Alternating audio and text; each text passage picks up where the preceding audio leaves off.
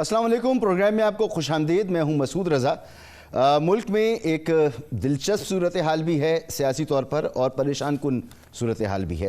ہم تو یہ چاہتے ہیں کہ ہماری حکومت معیشت پر توجہ دے، ملک کو معاشی مسائل سے باہر نکالے، عوام کو ریلیف دے اور ملک میں جو سیاسی عدم استحکام ہے اس کو ختم کرے، دہشت گردی کے جو مسائل ہیں ان سے نبرد آسماں ہو۔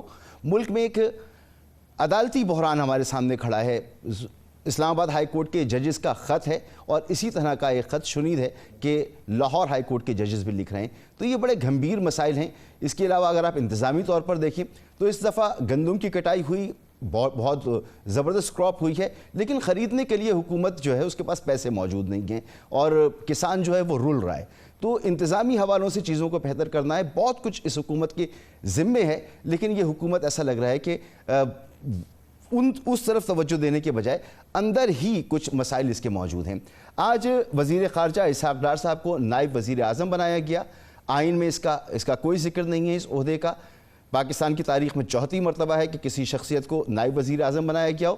ایک سادہ نوٹیفیکیشن کے ذریعے اتوار والے دن ان کو نائب وزیر اعظم بنایا گیا ہے، اور ایسے وقت میں بنایا گیا ہے جس وقت خود اسحاق ڈار بھی ملک میں موجود نہیں ہیں، شہباز شریف بھی ملک میں موجود نہیں ہیں اور نواز شریف صاحب بھی ملک میں نہیں ہیں۔ پس منظر اس کا کیا ہے؟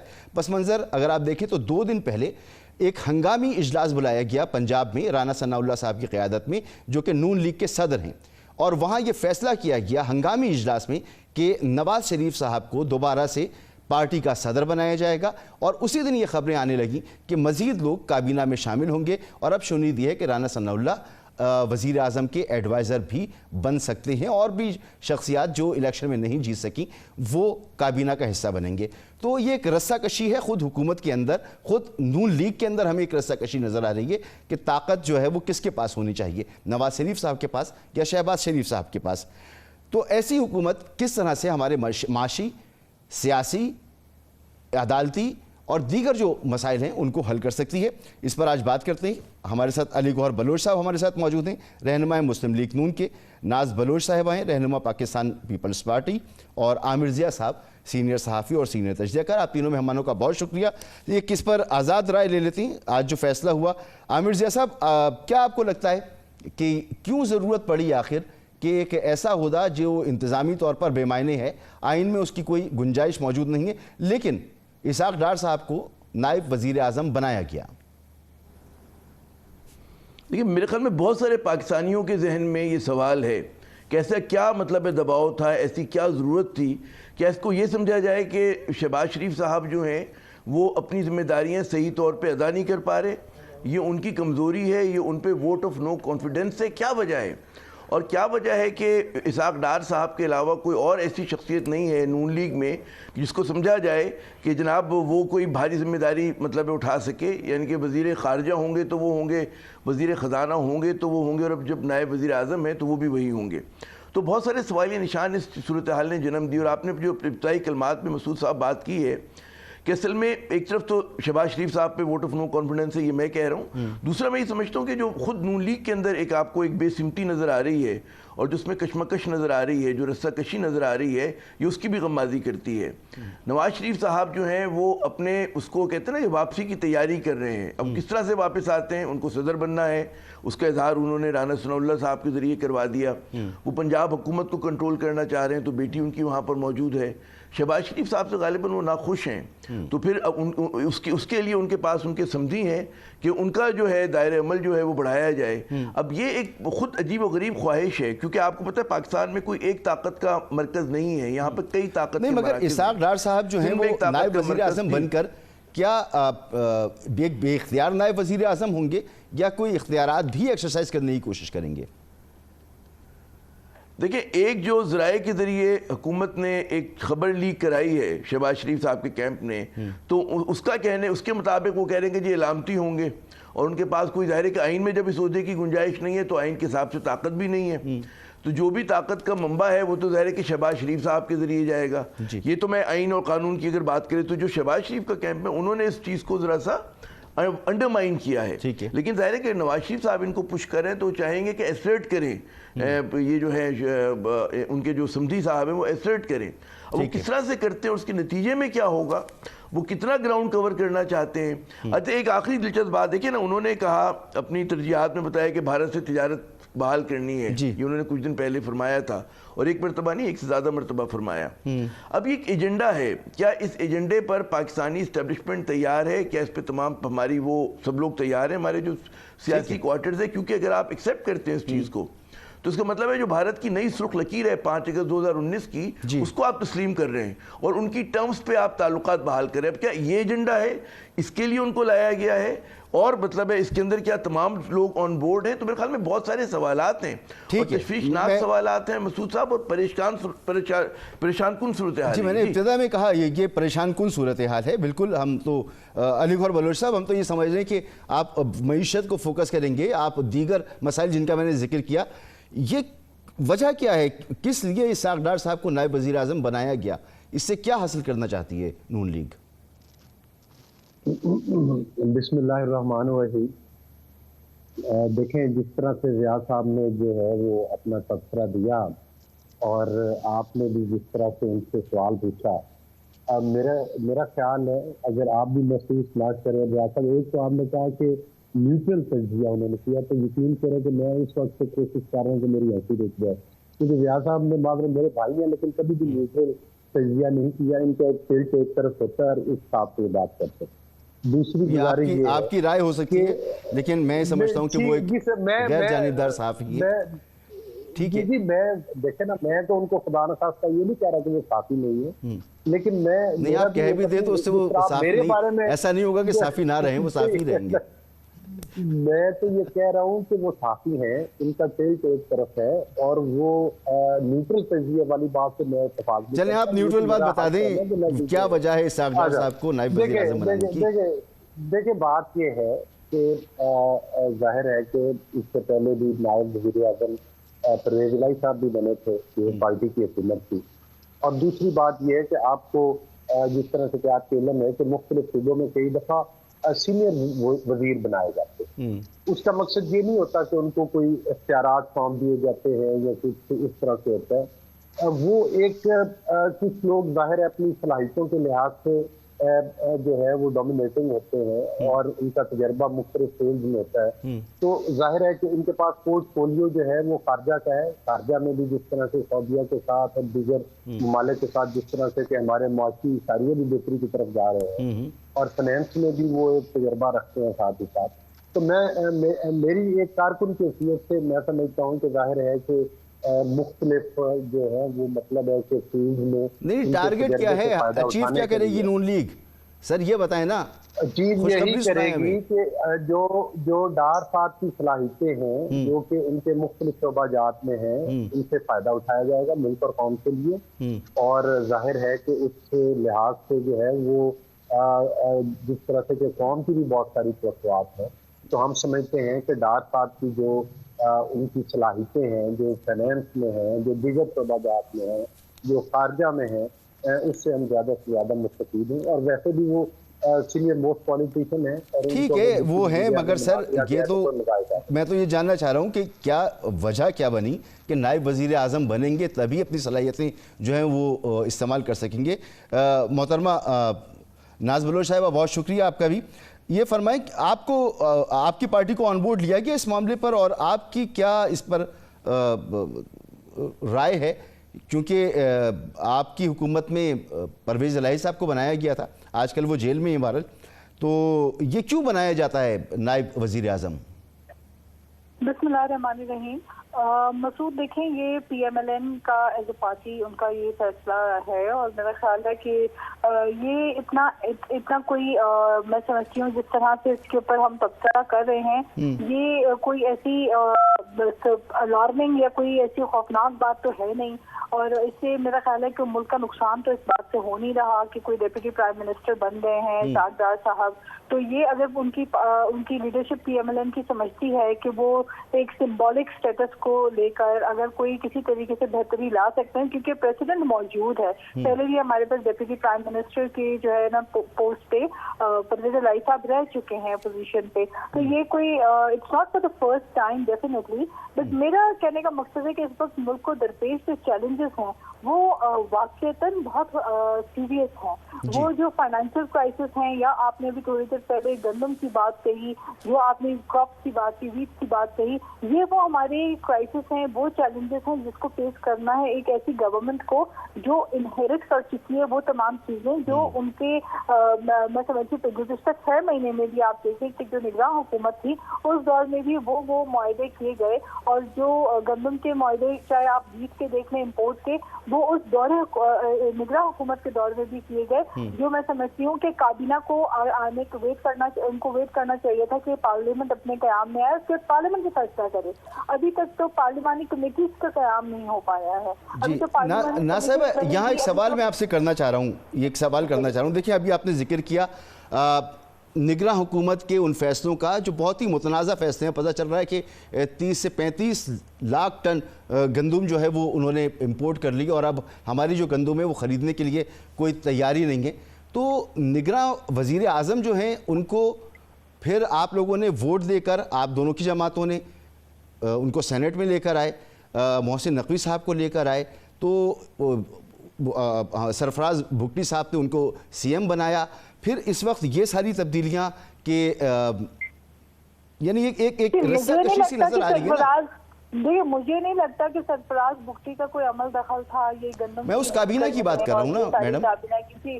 I think he was the one who stepped down day before all this. انہوں نے بہت پہلے ہی جو ہے کابینہ سے اب کنارہ کشی اختیار کر لی تھی، اور وہ باضابطہ پیپلز پارٹی میں انہوں نے اپنا انٹرسٹ شو کیا، پیپلز پارٹی کی طرف آئے. دیکھیں کابینہ ایک بندے سے نہیں، ایک شخص کی نہیں ہوتی ہے. It is cabinet کمپرائزز of different people. اور ایون نگراں حکومت میں بھی جو فیصلے کیے گئے، دیکھیں جو غلط فیصلے ہیں وہ غلط ہیں، چاہے وہ کسی نے بھی کیے ہوں. اب ان چیزوں کا ازالہ کرنا اور آگے وے فارورڈ کیا ہے، ملک کس طرف جائے گا، ڈائریکشن اس وقت آئی ایم ایف کی جو ہے وہ بیل آؤٹ پیکج. ہمیں تو یہ بتایا گیا تھا کہ کاکڑ صاحب نے بڑا اچھا کام کیا ہے، بڑی اچھی حکومت چلائی ہے، تو ان کی صلاحیتوں سے فائدہ اٹھائیں گے، اس لیے ان کو کیبنٹ میں لے کر آ رہے ہیں. اب تو یہ اتنا بڑا ایک اسکینڈل سامنے ہمارے کھڑا ہوا ہے.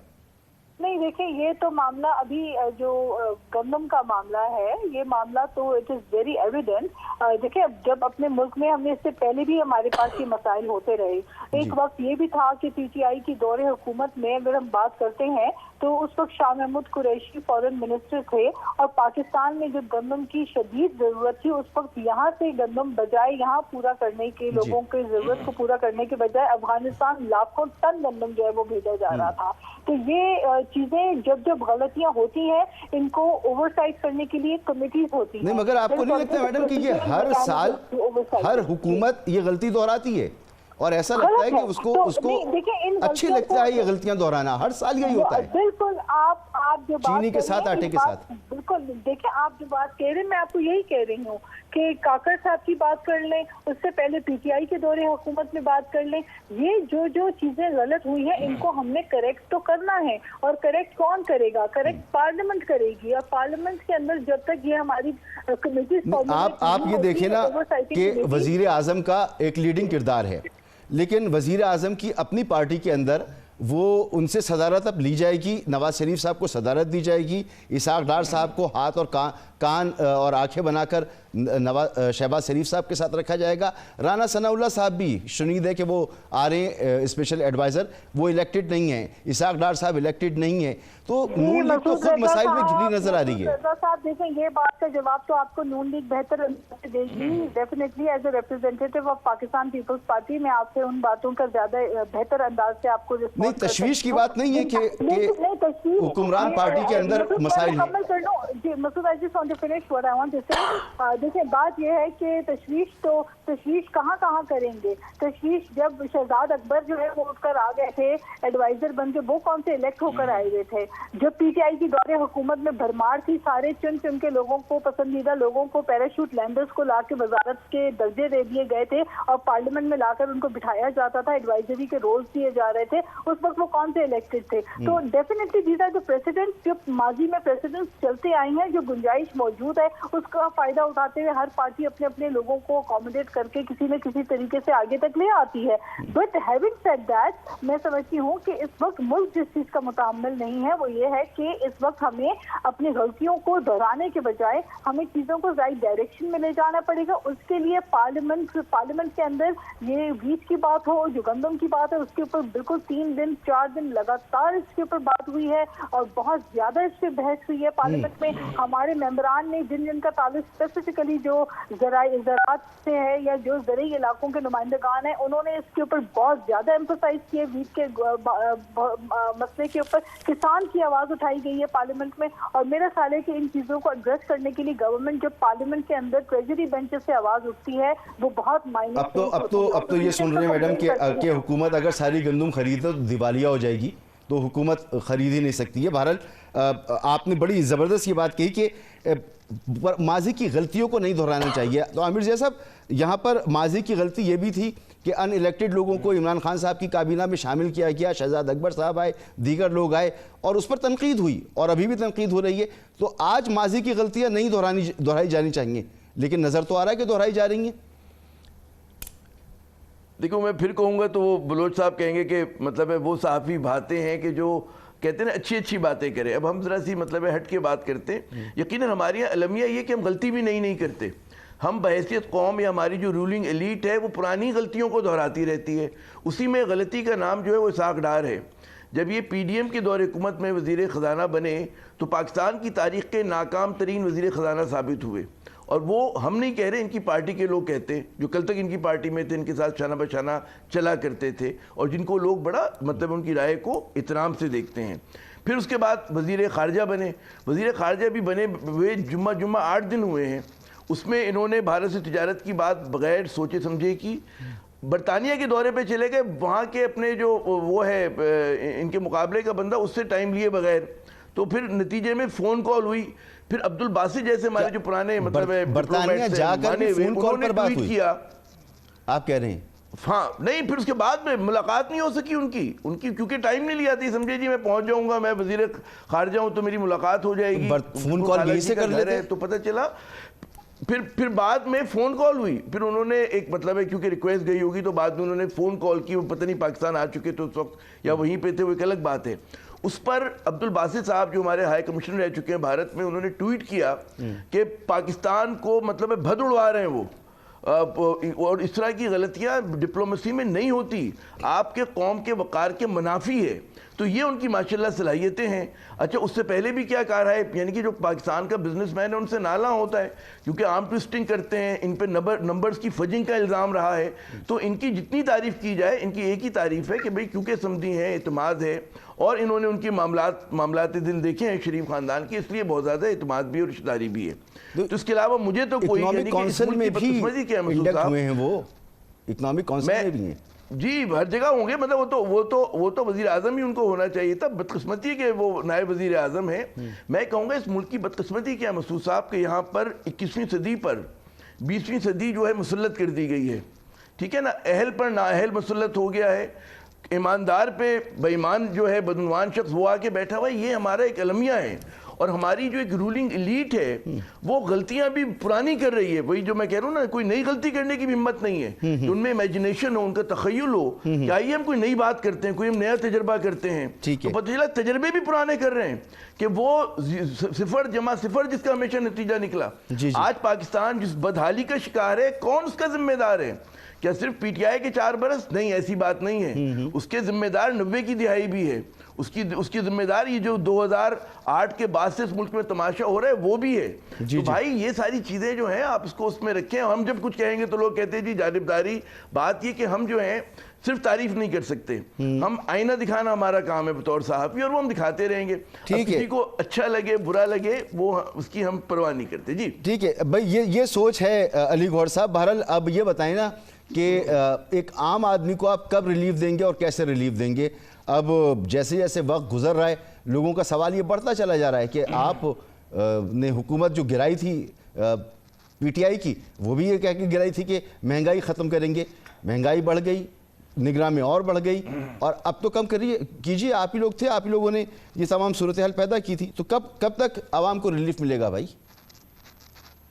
دیکھیں, ایک تو آپ جب میں بات کرتا ہوں تو وہ آپ فوراً میرے باقی ساتھیوں کو ٹائم دے دیتے ہیں, لیکن شاید میرا موقف جو ہے وہ نہیں آپ بات کیجئے سر, آپ بات کیجئے. اور آپ نے دیکھیں بنیادی طور پر بات یہ ہے کہ میں سمجھتا ہوں کہ آپ کا جو ہے یہ پروگرام جو ہے وہ بڑی اپنا مائک اپنے قریب کر لیجئے آپ تھوڑا سا, تاکہ آپ کی آواز زیادہ واضح ہے. جی میری آواز آپ کو آ رہی ہے؟ جی اب زیادہ بہتر ہے. ہاں جی, میں یہ کہہ رہا ہوں کہ جو آپ کا پروگرام ہے وہ بڑی اہمیت کا حامل ہے, اور یہاں پر اگر ظاہر ہے کہ پروگرام سے بہت کچھ لوگ سیکھتے جاتے ہیں, ہم بہت کچھ سیکھتے جاتے ہیں, بہت ساری ہماری جو مطلب ہے کہ اس میں اضافہ ہوتا ہے, ہماری انفارمیشن بڑی ملتی ہے. ظاہر ہے بڑے قابل لوگ آپ کے پروگرام میں بیٹھتے ہیں, لیکن ساتھ ہی ساتھ میں یہ گزارش کروں کہ اگر ہم پروگرام کو سارا اس وقت اس بحث پہ ضائع کر دیں گے کہ فلاں کا نوٹیفیکیشن ہوا ہے یا نہیں ہوا, میں آگے کی بات کر رہا ہوں نا آپ سے. میں آگے کی بات, دیکھیں اسحاق ڈار صاحب جو ہیں وہ سینیٹر ہے, ان کو نان الیکٹڈ کہنا مناسب نہیں. وہ ایک آئینی ادارے کے آئینی ممبر ہیں, اور کوئی بھی سینیٹر ہمارے آئین اور قانون میں لکھا ہے کہ وہ منسٹر بھی بن سکتا ہے, وہ ڈپٹی پرائم منسٹر بھی بن سکتا ہے, وزیر اعظم بھی بن سکتا ہے. دوسری گزارش یہ ہے کہ ہمارے آئین میں لکھا ہے کہ کسی بھی کابینہ میں کتنے مشیر بنائے جا سکتے ہیں,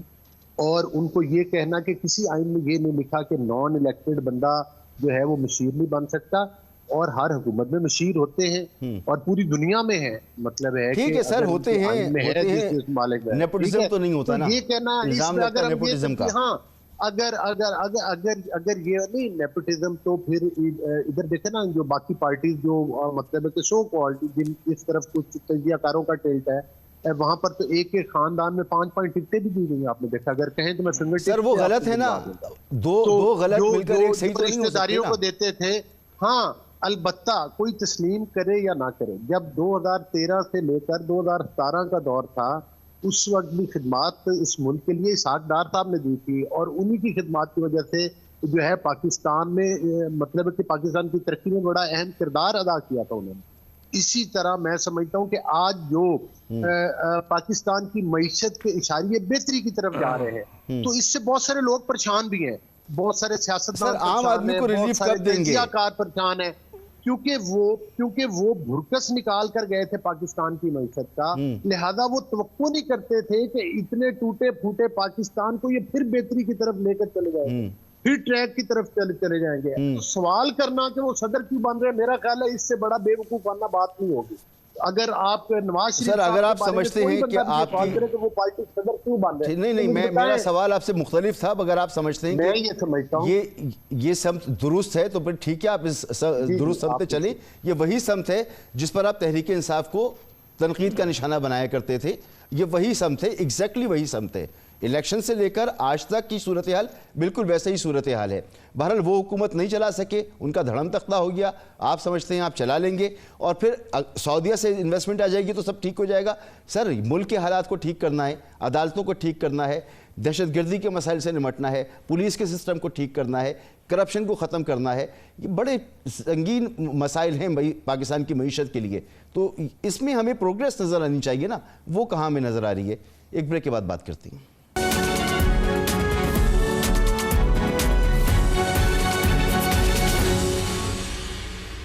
پروگرام میں آپ کو ایک بار پھر خوش آمدید. گفتگو ہو رہی ہے, بات چیت کی جا رہی ہے کہ अपोजिशन और हुकूमत के दरमियान कोई राह निकल आए, लेकिन अब तहरीक इंसाफ का बड़ा वाज़ेह मौक़िफ़ हमारे सामने आ गया है। और रऊफ़ हसन साहब जो उनके मरकज़ी तर्जुमान हैं, उन्होंने एक प्रोग्राम में बताया कि वो नून लीग, पीपल्स पार्टी और MQM से बातचीत नहीं करेंगे, बल्कि बात होगी तो इस्टेब्लिशमेंट से बात होगी। जी नाज बलोच साहिबा, जब ये हुकूमत में थे यानी तहरीक इंसाफ वाले, तो आप लोग कहा करते थे कि ये तो मोहरे हैं, इनकी डोरियां कहीं और से खींची जा रही हैं। आज वो कह रहे हैं कि आप लोगों की जो हुकूमत है, आप लोग मोहरे हैं और आपकी डोरियां कहीं और से खींची जा रही हैं, तो आप लोगों से बात नहीं होगी। तो ये जो एक बहरान है, सियासी बहरान, ये तो हल होता नज़र नहीं आ रहा हुकूमत की सतह पर। देखिए, ये PTI को मेरा ख्याल है कि बहुत सोचने की ज़रूरत है कि उनकी गलतियों से उन्होंने कितना नुकसान जो है वो मुल्क का भी किया और पाकिस्तान की सियासत का और पार्लियामेंट का कितना नुकसान किया। जो वक्त पार्लियामेंट में प्रोडक्टिव प्रोसीडिंग्स करने का था, लेजिस्लेशन का था, कानून साजी करने का था, उसमें 3.5 साल इन्होंने सिर्फ और सिर्फ इंतकाम और अपोजिशन को जेलों में डालने में मसरूफ अमल रहे। गालिब गलौज के अलावा कोई मामला हमें तो नजर नहीं आते थे इनकी दौरे हुकूमत में। और ये हम नहीं कहते थे कि ये इनकी दौरे कहीं से हिल रही हैं, ये खुद कहते थे अंपायर इनके साथ हैं, ये खुद कहते थे एक पेज के ऊपर हैं, ये खुद अपनी जो है ये तमाम जो है बातें ये खुद अपनी जुबानी आप खुद कहा करते थे। फिर बाद में इन्होंने कहा कि जी हम तो जब हुकूमत में थे तो हमारे पास अख्तियार नहीं था। ये अदम एतमाद की शिकस्त के बाद इन्होंने अपना नैरेटिव तब्दील किया। उससे पहले तो ये गुल गाते रहते थे, ये तो कहते थे कि इदारे हमारे साथ हैं और हम बिल्कुल। और दूसरी बात ये है नहीं, आप लोग कहा करते थे ना, उन्होंने बिलावल साहब ने पहले ही दिन वजीर आजम सिलेक्ट कहा और फिर जलसों में उन्होंने कहा कि तुम तो कठपुतली हो, तुम्हारी डोरे कहीं और से खींचती हैं। हमने तो कहा, लेकिन उन्होंने अपनी जुबानी खुद इकरार जुर्म किया ना। इकरार तो इन्होंने खुद किया, इन्होंने तो खुद कहा, ये माना इन्होंने तो आज तो देखिए ना, राना सनाउल्लाह भी मान रहे हैं, जावेद लतीफ भी मान रहे हैं, खुर्रम दस्तगीर भी मान रहे हैं। अब देखें जो भी माने, देखें मसूद, बात ये है कि इस वक्त आपके कादिर मंदूखिल साहब भी मानते हैं। देखिए इस वक्त जो मामला है वो ये है कि एक तरफ इनकी पार्टी की लीडरशिप जेल में मौजूद है, दूसरी तरफ पार्लियामान में जो इनके नुमाइंदगान हैं आपस में उनका ही टकराव इतना ज्यादा है कि एक दूसरे की शक्ल देखने के रवादार तक नहीं है। इनके फ्रंट बेंचेस में बैठे 4 सियासी लोग हैं और वो कहते हैं कि पीछे बैठे बाकी तमाम लोग गैर सियासी हैं। तो एक सियासी विंग चल रहा है, गैर सियासी विंग तो पार्लियामेंट में चल रहा है। हम कहते हैं कि लेजिस्लेशन की कोई बात होती है तो इनके पार्लियामान में बैठे हुए जो सियासी सो कॉल्ड सियासी विंग के 4-5 मेंबरान हैं वो कहते हैं कि जी आप लोग हमसे बात करें, पीछे वालों को तो कोई समझ ही नहीं है इन चीजों की और वो उनका नैरेटिव। नाज़ बलोच साहिबा, ये सूरत हाल भी तो गवर्नमेंट ने पैदा की हुई है ना। एक कहता है कि PAC का चेयरमैन जो है मुझे मुकर्रर करो, दूसरा कहता है PAC। मैडम मैं आपसे सवाल ये करना चाह रहा हूँ कि आप लोगों ने एक पाकिस्तान की बड़ी पार्टी को गैर मुस्तहकम कर दिया, उसकी क़यादत पर ऐसे मुकदमात बनाए कि किसी पर भैंस चोरी का मुकदमा है तो किसी पर कत्ल का, किसी पर इक़दाम कत्ल का। अच्छा। एक ही वक्त में कई शहरों में जलाओ घिराव करने के मुकदमात हैं, 200 मुकदमे, 100 मुकदमे, 50 मुकदमे, इससे कम तो है ही नहीं किसी के ऊपर। अच्छा अब देखिए मैं आपको ये बात बताऊं, जब ये पार्लियामेंट में हुकूमत में थे और उस वक्त हम इनको ये बात पार्लियामेंट में फ्लोर पे खड़े होकर अक्सर और बेशतर कहा करते थे कि ये हालांकि गलत तासुर भी है और ऐसा होना नहीं चाहिए। हम ये कहते थे कि आज आप इक़्तिदार में इतने अंधे ना हो कि ऐसे गलत फैसले लें जिसका खमियाजा कल आपको भुगतना पड़े, क्योंकि इंग्लिश में एक मुहावरा अंग्रेजी में है कि what goes around comes around. तो जब ये दूसरों को जेल डालने में मसरूफ अमल थे उस वक्त ये भूल गए थे कि मकाफात अमल नाम की भी कोई चीज होती है और वो अटल है। तो जब वो मकाफात अमल होता है तो वो उसमें फिर आप देखें कि 9 मई हमने नहीं कहा था जलाओ घेराव कराओ, इनको हमने नहीं कहा था कि आप GHQ में जाके हमलावर हो, हमने नहीं कहा कोर कमांडर के घर में घुसो, हमने नहीं कहा कि फौजियों की वर्दियों की जो है वो इंसल्ट करो, हमने इनको नहीं कहा शोहदा की यादगारों की बेतौकीदी करो, हमने ये सब नहीं कहा था। और ना ही हमने इनको कहा था कि अपनी पार्टी में इंट्रा पार्टी इलेक्शंस ना कराओ ताकि तुम्हें सिंबल ना मिले। तो गलतियां इनसे खुद हुई हैं। जिस दौरान ये एक अंधाधुंध तरीके से ये जो है PTI के अंदर रेड लाइन इमरान खान को बना के ये जब आगे वर्कर्स को इंतशार फैलाने में मसरूफ अमल थे तो ये गलतियां क्यों कर रहे थे ऐसी। लेकिन अब भी मैं समझती हूँ as a politician, as a political activist, तमाम सियासी जमातों को मुल्क के इंटरेस्ट के लिए एक होकर सोचना पड़ेगा, लेकिन वो तब होगा जब आपके रवैये बदलेंगे। ये तो अपने रवैये बदलना चाहते नहीं है।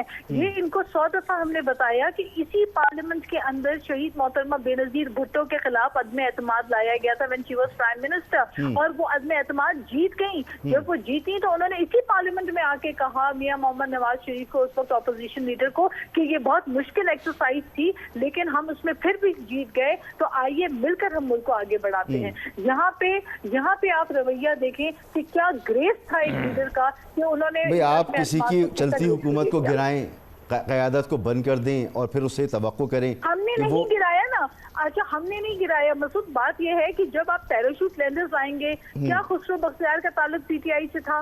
क्या राजा रियाज का ताल्लुक पीटीआई से था? क्या ये जो फ्रंट बेंचेस पे बैठे हुए तमाम लोग जो 90% काबीना का हिस्सा हुए, क्या ये सारे पीटीआई के लोग थे? चलिए फिर बात लंबी हो जाएगी। मैं आपकी गुफ्तगू को आगे बढ़ाता हूँ। आमिर जिया साहब की, जहांगीर तरीन साहब के जहाजों में भर भर के लेकिन इस वक्त मोहसिन नकवी साहब का ताल्लुक आपकी नून लीग से है। फैसल वाडा साहब को आपने वोट दिया और सेनेट में लेकर आए, उनका ताल्लुक आपसे है, यानी सरफराज बुगटी साहब का ताल्लुक आपसे था या नहीं था? वो तो बाप से थे। Masood, I will respond to this. जी देखिए, हम एक पॉलिटिकल पार्टी हैं जिसके दरवाजे सियासी लोगों के लिए हमेशा खुले रहते हैं। मगर बात ये है कि आप लोग मानते नहीं थी ना सरफराज बुगटी साहब को, बाप को तो आप कुछ और मानते थे। मसूद, हम एक डेमोक्रेटिक पॉलिटिकल पार्टी हैं। हमने मुश्किल वक्तों में भी हमने जो है दिल खोल के, दिल बड़ा करके फैसले करने वाली पॉलिटिकल पार्टी हैं। हम रवादारी वाली पॉलिटिकल पार्टी। उन्होंने भी दिल बड़ा किया हुआ था उस वक्त मैडम, 12 साल जेलें काटी। हम पे केसेस किसने किए थे? हमने 12 साल हमारी लीडरशिप ने जेलें काटी। ठीक है, मुकाफाते अमल आप कह रही हैं इसको। यहाँ पे मसला ये है कि पीटीआई का कहना था कि ये प्रिंसिपल स्टैंडिंग है, ये तब्दीली की जमात है, ये कॉम्प्रोमाइज जीरो नहीं करेगी किसी के साथ, और इनका जो है नारा स्लोगन ही तब्दीली का था। तो भाई दूसरे तो ठीक है बुरे हैं, आप तो तब्दीली की जमात थे ना। नहीं, वो तो हमारे नजदीक तो इस वक्त वो बहुत बुरे थे ना। वो काम अब नहीं होना चाहिए। आमिर जिया साहब, क्या तब्दीली मुझे मौका दीजिएगा प्लीज। इन्होंने तो कहा कि दूसरों ने जो बुरा किया हमने वो गंद साफ करना है। तो ये इन्होंने उमर अयूब और खुसरो बख्तियार के साथ तब्दीली लानी थी। आप ये सोचे ना। तो अपने गलत फैसले जो पीटीआई ने किया, I think it is time कि पीटीआई अपने गलतियों का खुद अजाला करे। खमियाजा भुगत रही है ना अभी तो खमियाजा भुगत रही है। तो आमिर जिया साहब, ये खमियाजा है जो भुगतना होगा। ये कुदरत का निज़ाम है कि अमल का रद्द अमल होता है, तो ये अमल का रद्द अमल है। तो ये मुल्क के लिए ठीक होगा फिर जब ये फैसला हम ये गुफ्तगू सुन रहे हैं हुकूमत की बेंचों से कि ठीक है ये तो मुकाफात अमल है, ठीक होगा फिर मुल्क के लिए ये सब कुछ। देखिए, मुल्क के लिए तो बदकिस्मती से कुछ भी अच्छा नहीं हो रहा है इस वक्त। और जो इस वक्त आपको पता है कि जो माहौल है, जो लोगों में मायूसी है, जो लोगों में झुंझलाहट है और एक गुस्सा है, मैं कहूँगा वो मुझे इससे पहले कभी देखने में नहीं मिला। मुझे यूँ लगता है मसूद साहब के जो हमारी आज की रूलिंग एलीट है उसने पढ़े लिखे पाकिस्तान को खो दिया है अपने आप से। ज़्यादातर लोग नाराज़ हैं, नौजवान मायूस हैं, लोग इस मुल्क से निकलने के रास्ते तलाश कर रहे हैं। उसकी वजह ये कि लोगों से उम्मीद छीन ली गई। उनको लगता ये है कि जनाब वही चेहरे जो है घूम घूम कर दोबारा आ जाते हैं और जो एक्सट्रैक्टिव इकोनॉमी है वो उसका सफ़र उसी तरह जारी व सारी है। आपने एक जुमले पे गौर नहीं किया होगा, अभी जो हमारे नून लीग के दोस्त फरमा रहे थे कि उन्होंने फरमाया कि जी नून लीग जो है वो नवाज शरीफ की जमात है। अब ये बिल्कुल उस पैराए में बात की गई कि जैसे जमात ना हुई वो दुकान हो गई, वो किसी का मकान हो गया, किसी की जायदाद हो गई। देखिए, जमात होती है वो पॉलिटिकल एंटिटी होती है, वो अवाम की होती है, कारकुनों की होती है। और उसमें अगर जमहूरी जमात है उसमें इलेक्शन होते हैं, उसमें लोग नए आते हैं, चले जाते हैं। आमिर भाई, वो तो है ही नून ना, खानदान की नहीं होती। नहीं, वो तो उसका तो नाम ही नून है, नवाज शरीफ है उसका तो नाम ना। मैं तो स्पिरिट की बात कर रहा हूँ कि जमात जो होती है, आप कुछ भी नाम रख ले अपने, मैं उसकी बुनियाद में लेंगे ना, कोई गर्ज नहीं है। मगर हाँ, लेकिन मैं ये अर्ज करूंगा कि जो सियासी जमात होती है वो बुनियादी तौर पे शख्सियत की नहीं होती। अगर सियासी जमात है और वो जमहूरी जमात है, फिर आप कुछ और क्या उसको, मतलब है राजवाड़ा कह लें, कुछ और कह लें, ऐसा तो कहीं पर भी नहीं है ना। तहरीक इंसाफ इमरान खान की जमात है, पीपल्स पार्टी زردانی صاحب کی اور بلاول صاحب کی جماعت ہے کہ نون صاحب؟ جی میں یہی تو عرض کر رہا ہوں، جمعیت علماء اسلام جو ہے وہ فضل الرحمان خاندان کی جماعت ہے، ANP جو ہے وہ فلاں وہ ایک خاندان کی جماعت ہے. تو جب تک ہماری یہاں جماعتیں ملکیت رہیں گی فرد کی اور وہ کارکنوں کی نہیں بنیں گی، اس وقت تک آپ کیسے سمجھتے ہیں اس ملک میں جمہوریت آئے گی اور بہتری آئے گی؟ تو ہماری یہ غلطیاں جو ہیں وہ لوگوں نے بڑی فاش غلطیاں کی ہیں. پی ٹی آئی کی اگر آپ بات کریں، دیکھیں پی ٹی آئی سے غلطی ہوئی ہے، اگر غلطی نہ ہوتی تو آج اتنی مشکل میں نہ ہوتے. یقیناً غلطیاں ہوئی ہیں، لیکن لوگ یہ اگر کہیں کہ جی غلطی کا ازالہ یہ ہے کہ آپ ان جماعتوں سے بات کریں کہ جن کی نفی کرنے کے لیے، جن کو چیلنج کرنے کے لیے وہ آئے تھے، تو یہ ان کا ایک پولیٹیکل سٹانس ہے، ان کا انتخاب ہے، وہ کرے نہ کرے. ضروری نہیں ہوتا کہ آپ بات بھی کریں. نون لیگ کو حق ہے کسی سے بات کرے، کسی سے بات نہ کرے، بالکل ان کا حق ہے، پیپلز پارٹی کا حق ہے. بعض جو روایتی جماعتیں وہ کرتی ہیں بات، بعض اگر وہ سمجھتی کہ نہیں جناب ہم سمجھتے ہیں کہ یہ لوگ ان کے نزدیک اگر غلط لوگ ہیں تو ہم بات نہیں کر رہے، تو اس پہ آپ جبر نہیں کر سکتے. یہ فیصلہ عوام نے کرنا ہے، ووٹ کے ذریعے کرنا ہے کہ کس جماعت کو چن لیتے ہیں. تو اس کی پی ٹی آئی کی غلطیاں اور کچھ ہے، بات نہ کرنا غلطی نہیں ہے. ان کی جو ایک جذباتیت تھی، وہ تو غلطیاں ہوں گئی عامر بھائی. ابھی صورتحال یہ ہے، محترمہ ناز بلوچ صاحبہ نے کہا کہ وہ پارلیمنٹ میں خود تتر بتر ہیں، ایک سیاسی ٹولہ ہے، ایک غیر سیاسی ٹولہ ہے، تو اس میں بٹی ہوئی ہے. تو یہ جو جماعت بٹی ہوئی ہے یہ اس لیے بٹی ہوئی ہے نا کہ اس کی جو مرکزی قیادت ہے وہ جیل کے اندر ہے. اس کے اوپر جو مقدمات ہیں وہ عجیب و غریب قسم کے مقدمات ہیں.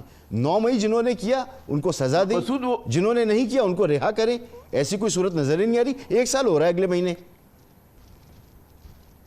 مسعود صاحب، یہ جو آپ کے سوال میں میرے خیال میں جواب بھی ہے کہ جو بھی جماعت دباؤ کا شکار ہوتی ہے وہ اسی طرح سے مطلب اس کے اندر مختلف فیکشنز آ جاتے ہیں. آپ یاد کریے پیپلز پارٹی 70 کی دہائی میں ضیاء الحق صاحب کے ماشاء اللہ کے بعد جو ہے اس دباؤ کا شکار تھی. اس میں کیا فیکشنز نہیں بنے تھے؟ بالکل بنے تھے. جب مشرف صاحب کا وہ آیا تھا، ملٹری رول آیا تھا، تو نون لیگ کہاں گئی تھی؟ اس کی پہلی قیادت جو فرسٹ جو صف تھی کہاں گئی تھی؟ ایک دم اسی کے وطن سے قاف لیگ نکلی تھی نا. تو یہ چیزیں جب بھی پارٹیاں جو ہیں جماعتیں دباؤ میں آتی ہیں تو ان کے ساتھ یہی ہو رہا ہوتا ہے، اور اس پہ کوئی ہمیں تعجب کی بات نہیں ہے. اور اس میں بالکل یہ یقیناً غیر سیاسی بھی ہوگا، اس میں سیاسی ونگ بھی ہوگا. لیکن اصل بات یہ ہے کہ بلہ نہیں تھا ان کے پاس انتخابی نشان نہیں تھا، لیکن انہوں نے متاثر کن کارکردگی دکھائی انتخابات میں.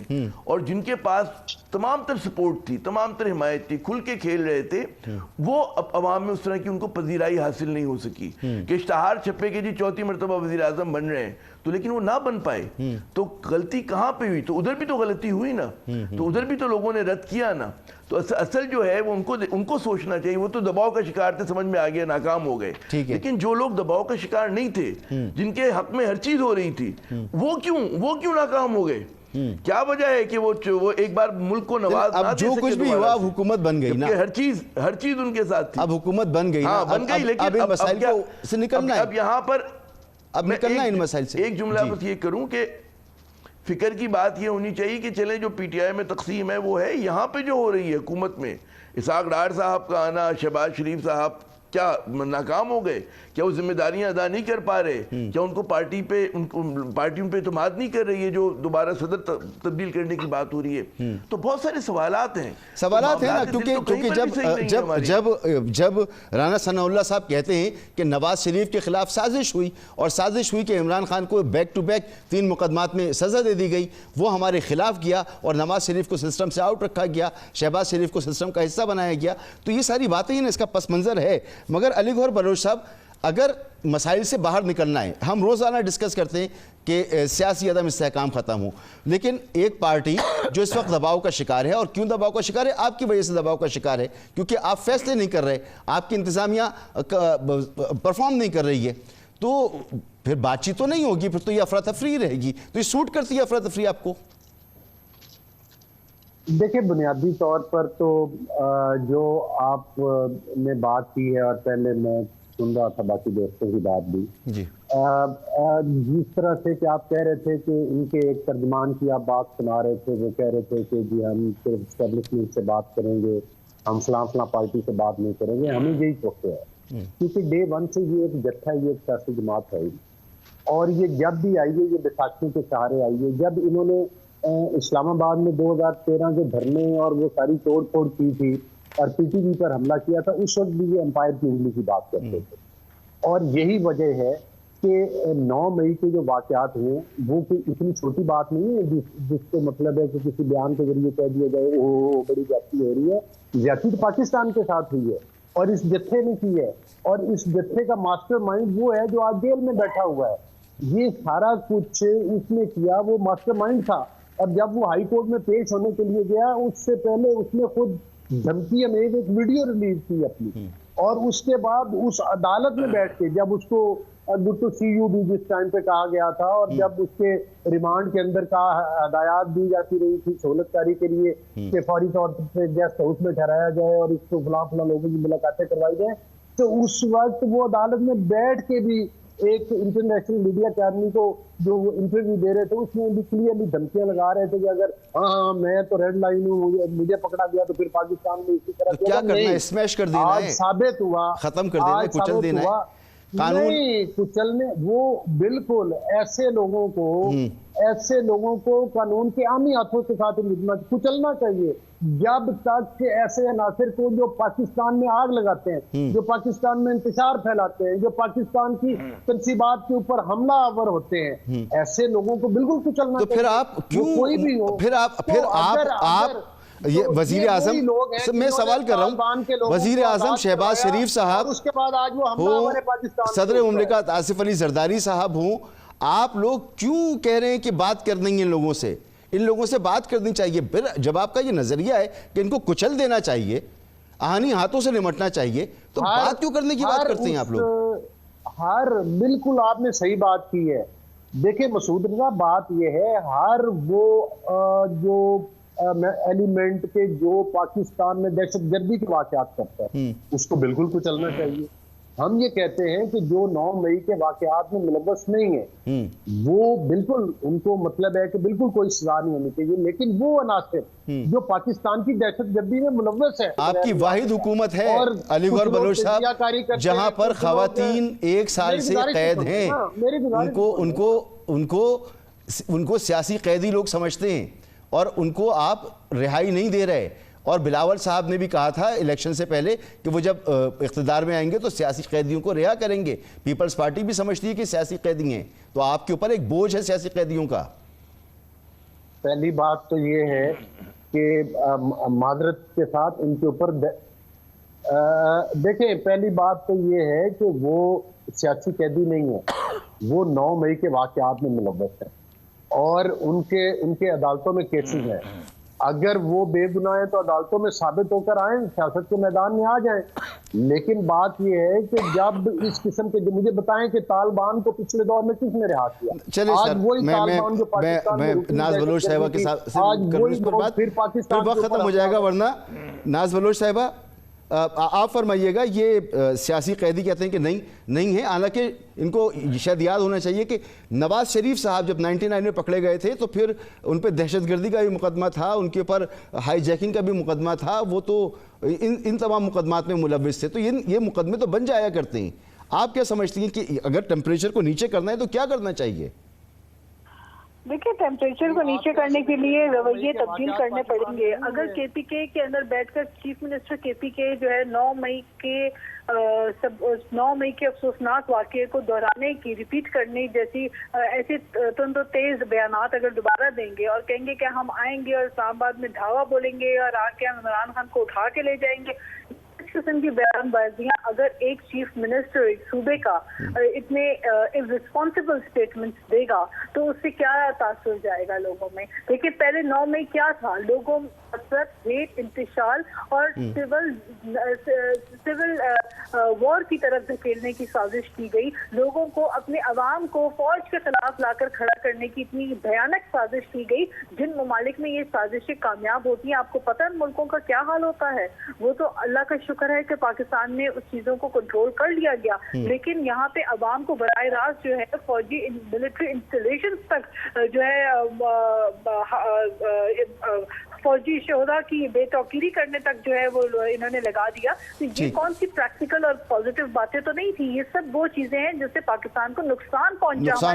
ناز بلوچ صاحب وقت ختم ہو گیا میرے پاس, ہمیں یہاں رکنا پڑے گا. بہت معذرت, بہت شکریہ آپ کا, آپ پروگرام میں شامل ہوئی. علی گور بلوچ صاحب آپ کا بہت شکریہ.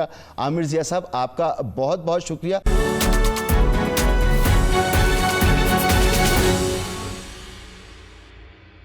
ابھی ہمیں بات کرنی ہے پاکستان میں پولیو کے حوالے سے۔ پاکستان میں اس سال پولیو کے کیسز کی کل تعداد 2 ہے اور پاکستان کی کل 33 اضلاع میں سے 97 ماحولیاتی جو نمونے حاصل کیے گئے اس میں سے مثبت وہ نمونے آئے ہیں، یعنی اس میں جراثیم ڈیٹیکٹ ہوا ہے۔ تو پاکستان اب بھی پولیو فری نہیں ہے، اس کی کیا وجوہات ہیں اور کیسے اس کو پولیو فری کیا جا سکتا ہے؟ ڈاکٹر شہزاد آصف ہمارے ساتھ موجود ہیں۔ ڈاکٹر صاحب فرمائیے گا، اتنی کوششوں کے بعد، سال ہر سال کی کوششوں کے بعد ہم پوری طرح سے پولیو کا خاتمہ نہیں کر سکے، کیوں؟ جی ہمیں یہ یاد رکھنا چاہیے کہ پولیو کا خاتمہ ایک نئی تاریخ رقم کرنے والی بات ہوگی، اور تاریخ جو ہے وہ اتنی آسانی سے رقم نہیں کی جاتی۔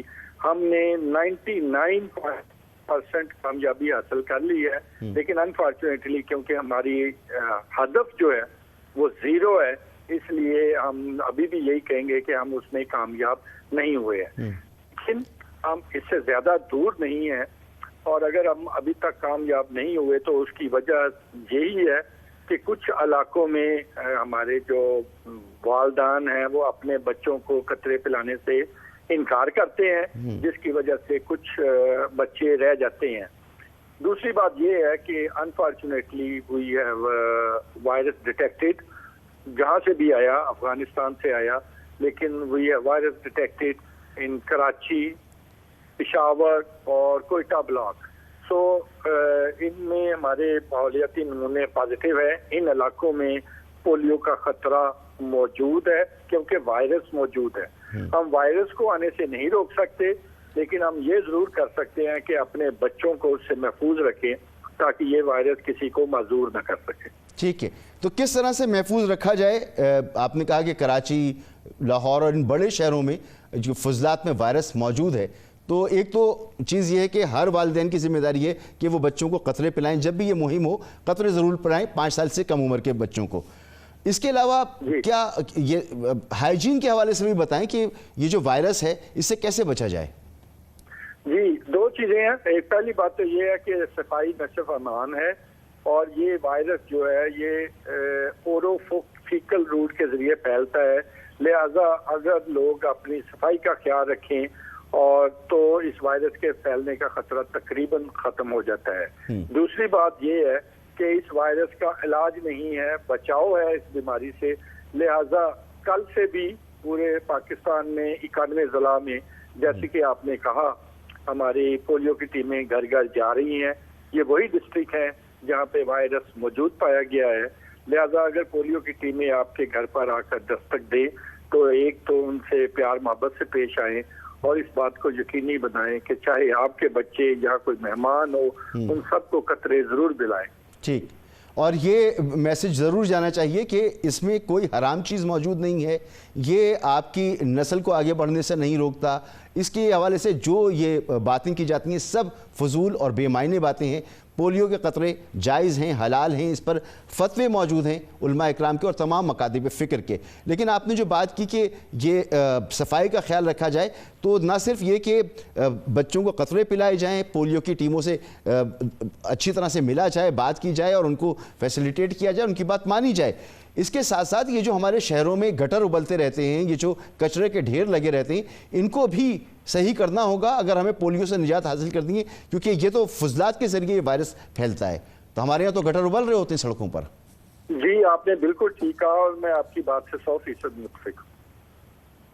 جی اچھا، اس کے علاوہ جو یہ ٹیبوز ہیں اس کے یہ بھی بتائیے نا کہ لوگ کہتے ہیں یہ حرام ہے، میں نے تو کہا کہ ایسا نہیں ہے کچھ بھی، تو آپ بھی یہ میسج اگر عوام کو دیں۔ جی ابھی چند مہینے پہلے ہی پورے پاکستان میں علماء کانفرنس کی تھی ہم نے، جس میں پورے پاکستان سے تمام ریلیجس اسکالرز وہ اسلام آباد میں موجود تھے پرائم منسٹر کے ساتھ، جس میں سب نے واضح طور پہ کہا تھا کہ یہ حرام نہیں ہے۔ دوسری بات یہ ہے کہ یہی پولیو کے قطرے ہیں جو سعودی عرب میں بھی، UAE میں بھی، انڈونیشیا میں بھی، سارے ممالک میں پلا کے اس کو پولیو کا خاتمہ کیا گیا۔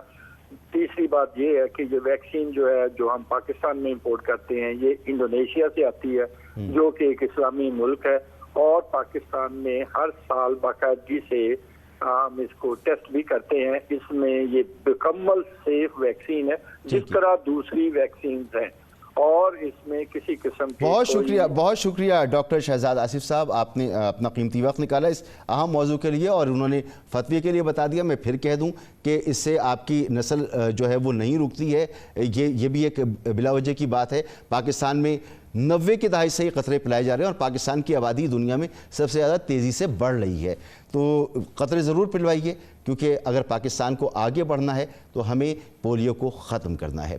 اجازت دیجیے, اللہ حافظ.